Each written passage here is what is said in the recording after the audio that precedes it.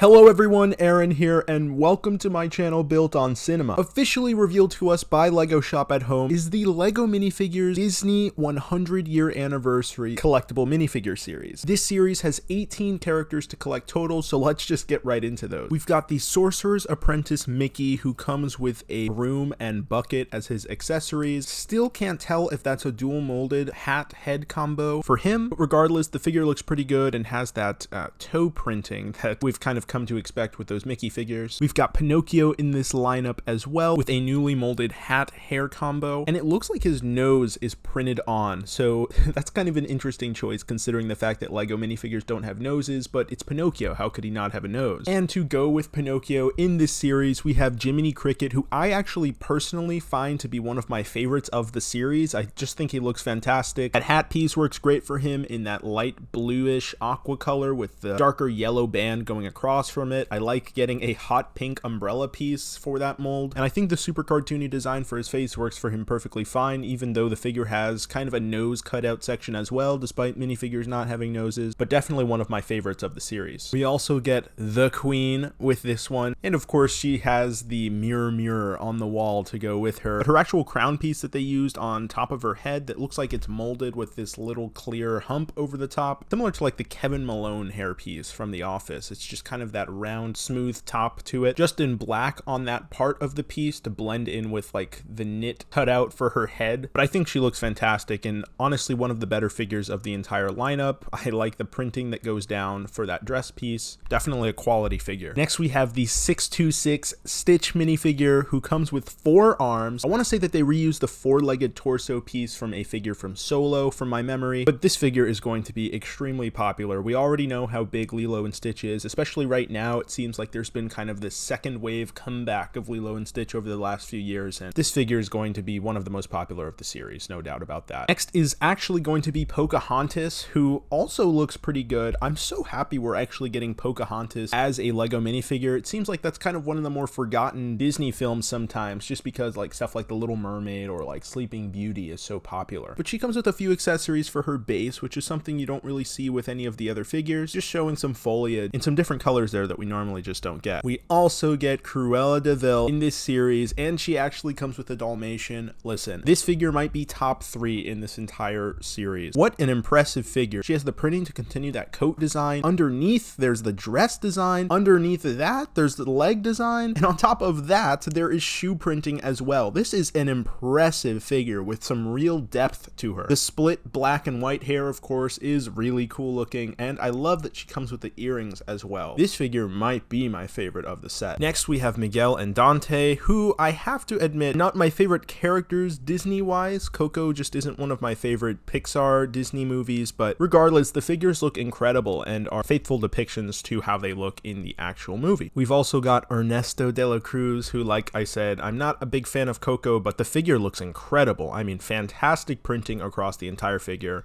and again, another faithful adaptation of the character in minifigure form. Next we have Oswald the Lucky Rabbit, who's definitely the most simple looking figure in the entire lineup. Is true to the character, being that that was one of the earlier Disney characters. He has an entirely new molded head with those long ears on top, and his accessory to me, just as a filmmaker, is probably the most interesting accessory throughout every single minifigure in this set, but like I said, I'm a little biased there. Robin Hood is also in this set, looking fantastic. I kind of hope that that hat piece is removable and not molded onto the head, because I think a lot of people might use this figure for Zootopia purposes. But regardless, the figure looks fantastic. He's got the green kind of Speedo thing going on, brownish orange color for his legs, and then toe printing to go on top of that as well with his shoes. And to go with him, you have Prince John, who, it's been a long time since I've seen Robin Hood, but to me was never one of my favorite Disney characters or Disney villains even. But the figure looks really good, really true to the character. The crown piece is actually really cool, actually molded onto the head there, so this is a pretty cool figure regardless of my opinion of the movie. Next we have a long awaited minifigure that a lot of people have wanted. It's Princess Tiana. Yeah, I would say this figure was definitely worth the wait. Yeah, a lot of people like mini dolls, a lot of people don't, but I think what most people have always come to the agreement on is that we deserve Princess and the Frog in minifigure form. So she looks great, dual molded arms just as they should be. The color of her dress is spot on, the color of her crown is spot on. Yeah, this figure looks great. And to go with Tiana, we have Dr. Facilier, who, wow, wow. I mean, maybe those longer arms and longer legs that we see on like Woody or the Na'vi figures for the Avatar theme might have worked on him. This figure is a hit. The printing is spot on. It's just a perfect translation of a minifigure from screen to, well, minifigure form. We also get the Queen of Hearts, who has that super thick, crazy minifigure breast piece, which, yeah, I was never a huge fan of this character to begin with, so if I end up only collecting certain characters from this theme, which, like I said, at $5 a pop might very well be the case, this is probably going to be one I skip, but the face actually looks pretty well for a character that is supposed to have a gigantic nose, but otherwise, Mulan is definitely an inclusion a lot of people also wanted, so I'm just so happy to see this as a minifigure finally. Can we get actual Mulan sets? I think I would buy that too. No molded piece for Mushu as far as an accessory goes. Instead, looks like we just have some kind of lamp piece from what I can tell. I don't know, it's been a while since I've seen Mulan. Pretty simple figure considering the outfit that they chose for her, but I think that hair piece is like definitely one of the best parts to the figure. Next is another must-have in my opinion. We have Sleeping Beauty, who I cannot tell you how long I've waited for this figure as a mini figure and not a mini doll. Hairpiece is absolutely fantastic. The rest of the figure is instantly recognizable. I love how this figure came out. And finally, we have Baymax, who is one of the weirder looking figures of the bunch in my opinion. Yeah, I don't know. They tried going out of the box to give him these larger, fluffier, thicker arms, but it just kind of looks so goofy on a normal sized minifigure. This is definitely one that could have benefited from some type of larger mold and a character I'm not so sure even works for a selection in the CMF series because of that. I appreciate the effort with the arms though, and I think where the weirdness comes for this figure is probably the face. I don't know, it's kind of a weird choice to me, but we know how popular Big Hero 6 is, and I personally like Big Hero 6 and Baymax. I probably would have just taken the time to release this figure elsewhere. Maybe I would have done a Big Hero 6 set in that wave of Disney 100 anniversary sets. These are coming out May 1st for $5 a pack, so please let me know what you guys think of all of these figures in the comment section below. Which one's your favorite? I would love to know. Please like the video if you enjoyed it, and please subscribe if you have not already. I'll see you guys later. Bye.